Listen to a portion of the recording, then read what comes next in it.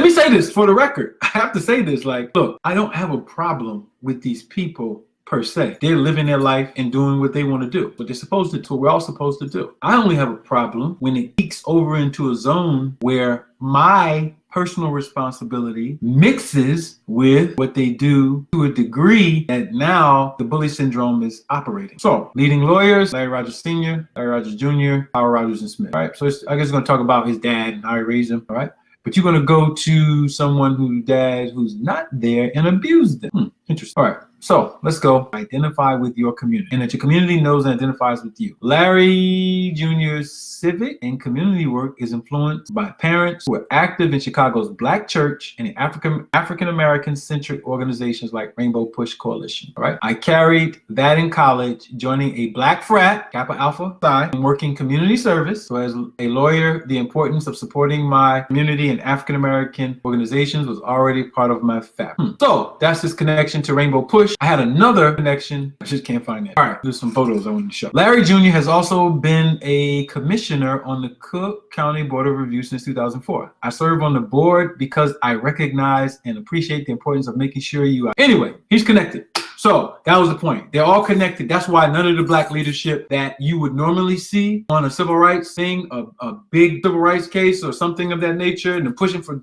rights and justice, they ain't mentioning Kanika. I'm not here to slander this young man, but I am here to say this. I want to read his motion. I might have to read it from my phone. I want to read the parts of his motion to preserve the video that, actually, let me do this. That state, the parts of his motion to preserve that state that there was no foul play, no injury occurred to her neck, all these areas. I have to read this. This is directly from the motion, all right? This is directly from it. I'm reading this offline. All right. The private investigation of the circumstances surrounding Kanika Jenkins' death have revealed the following. All right, the private investigation of the circumstance, the private investigation of the circumstances surrounding Kanika Jenkins' death have revealed the following. Preliminary results of private post-mortem examination revealed the following. This is him telling the mother and the public what this private examination did. Kanika Jenkins' internal organs were present and intact at the time of post-mortem examination. That is false. Why would you? See, this is what happens. When the lawyer is speaking, what the mother doesn't know is that she's speaking. And when the lawyer is speaking and he says that Kanika Jenkins' internal organs were present and intact at the time of the post-mortem examination,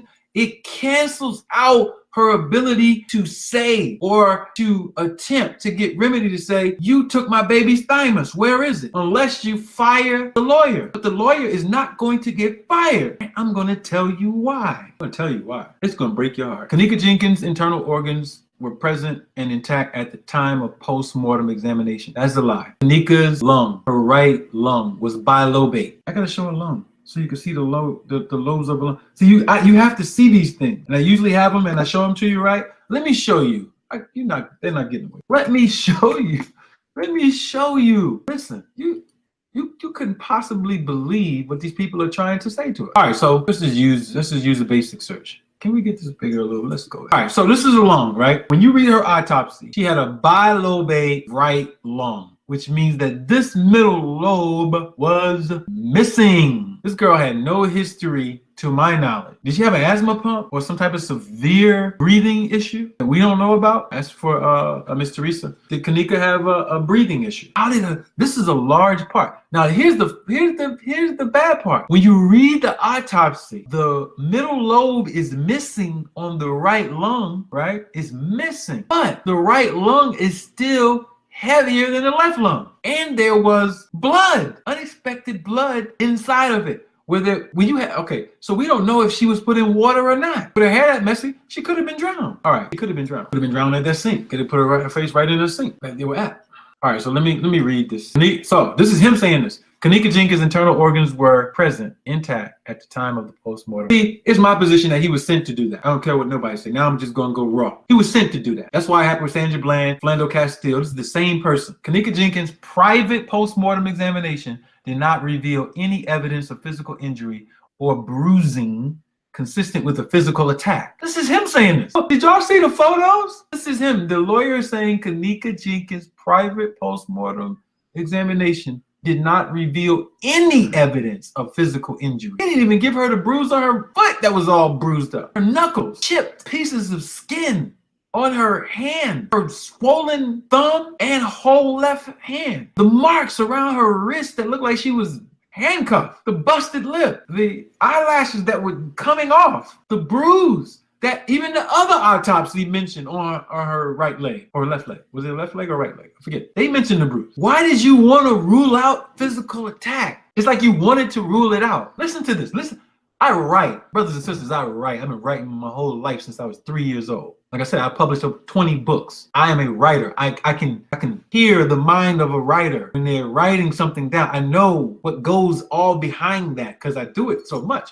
Listen to this. Kenneka Jenkins' private post-mortem examination did not reveal any evidence of physical injury or bruising consistent with the physical attack, including, I'm not making this up, all right? Including, no, I'm not making this up. No evidence of head trauma. No evidence of head trauma. No evidence of neck trauma. No physical evidence of arm trauma. No evidence of trauma to the back with a blood stain all over her back. No evidence of facial bruising. No physical evidence of choking or strangulation about the neck. Yeah, they're playing with us. They're playing with us. They're playing with us. Kenneka Jenkins' private post-mortem examination did not reveal any evidence of vaginal, labial, or anal lacerations, abrasions, or contusions that would be expected to be seen if a sexual assault occurred. So this is what I'm trying to tell you.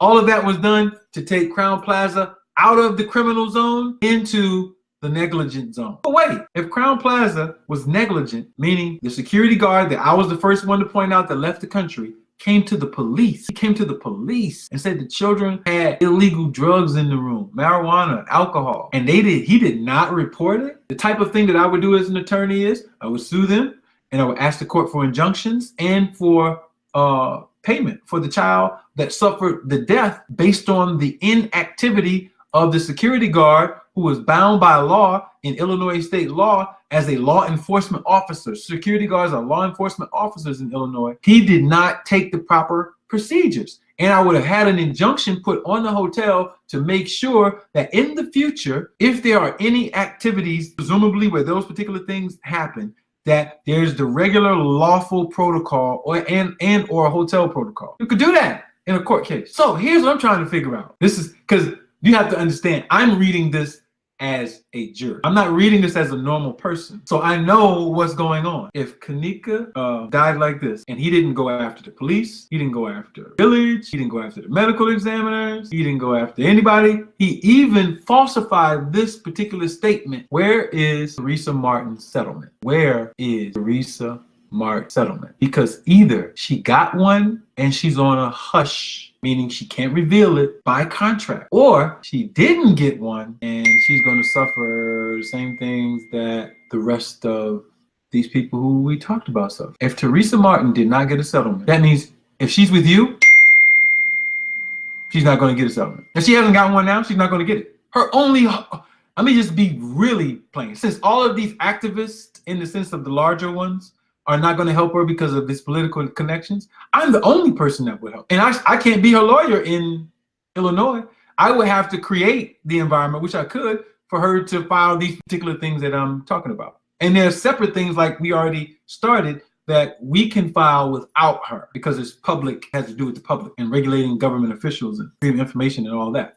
So if you didn't get remedy, Mama T, you ain't gonna get it. I mean, unless it's coming and y'all waiting. But if he didn't get it yet and he's stalling you, then he's stalling. This man is a gatekeeper. Sorry to say it. I don't mean to be disrespectful to him personally, but bruh, you're a gatekeeper. And what I mean by that is you have your professional, illustrious career. I'm actually proud of the success of my people when they see them successful, however they want to be. What I don't like is when poor people who are uninformed get abused by people who are more informed, and then those poor people end up broken-hearted, broken-spirited, broke down, broke, and then they lose a loved one. I don't like to see that. She should get a settlement for what happened to her. But if she didn't, she's out here calling for justice, and she's confused, and she's scared, and she doesn't know what to do. Let me be straight up with you, Mama T. If you didn't get a settlement already, you're probably not going to get one, and you're probably going to be strung along, and you're probably going to end up with a further broken heart. That's reality. If you did get a settlement, then they told you to be quiet. And that means something much more terrible is going on. That means hundreds of thousands of people are fighting for justice for nothing, for nothing. We're all out here fighting. And the only thing that we could be fighting for is to get the laws changed so that the medical examiners, police, and other people will follow the law, but they won't steal organs. So I can come out here and educate these people. So if they live in areas where they are subject to these realities, they can possibly, if they would listen, do something about it. But that takes political organization. It takes a political party. That takes staying in contact with information so we can make exchanges to help you. And our people just don't do that. They don't have the gas. They don't have the fuel. They slip right back into the hell that they live in every day and wait for another traumatic experience to come about for them to get rallied up to do something when every day of their life they should be doing. Their spirits are broken. So we don't know what's going on in this case. I am extending to you to start the process to help the greater public of the Cook County jurisdiction learn their right of sepulture, protect their loved ones, protect their loved ones' organs, and hold these officials of government who are elected or appointed into office under the fire so that you will not remain disarmed, ignorant, weak, and bullied. All across America, especially black people, you are getting bullied and your leaders have left you to drown. And Kenneka Jenkins, Allah bless her soul, God bless her soul, unfortunate, has become the perfect example of how all of this goes on. And you, if you, ignorant, young, party going, don't know no better, old, not politically savvy, always choosing lawyers, always choosing doctors, always choosing bullies, you're a sitting duck. You're a sitting duck. And what can you do about that? What can you do about that? What can you do about that? I'm not reading the chat. I don't know what the chat is saying. Somebody texted me, do you read the chat? Or the chat might be going crazy. I don't know. I'm not accusing anybody of anything. I'm showing you how to question with the intelligence that God gave you to exercise so that you can make it in life through circumstances that challenge you. That's all I'm saying. That's all I'm saying. If Larry Rogers has not gotten this woman compensated by the Crown Plaza Hotel for her daughter, this woman has been completely abused. She has been completely abused. I mean, it's beyond sad. Sad is not even close. Your daughter was killed. You lost. People are even blaming you for the killing, saying that you're a part of some Illuminati group. You know you're not a part of that. So now you got to deal with all of that. You're not dealing with it, but I'm saying it's in the climate. Then you have a lawyer who has this prestigious career who put you on ice in the slickest kind of way. Brothers and sisters, this is epidemic though. This is not the first time this has happened. How many of you trust a lawyer and end up jacked up? All I have to say to my brothers and sisters on this line is that I have brought you the truth as clear as the clearest glass of water that you can drink. I was not combing through videos and trying to figure out whether somebody was ducking around the corner. I gave you an assignment. I corrected the assignment of spelling errors right in class. I'm gonna upload that corrected version. You're gonna go tomorrow, follow those instructions, and we're gonna put some heat on the medical examiner of Cook County. You need to learn how to become politically savvy so that you can do things. You want to participate in government, but you don't know government. So, since I have experience, let me show you. Anybody else trying to show you? Everybody else is mad at me, arguing about degrees. I'm trying to help this girl do what she gotta do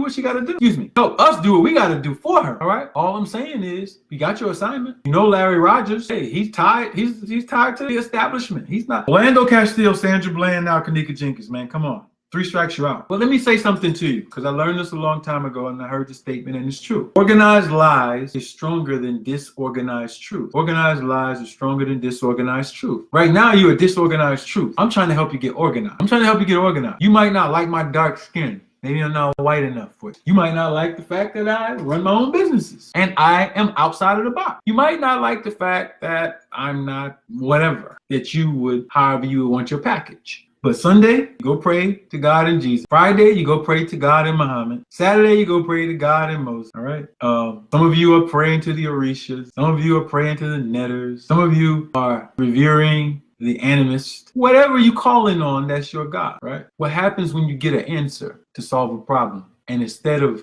working together as a team to solve the problem, you stay a disorganized truth. Staying a disorganized truth in this universe means you fail.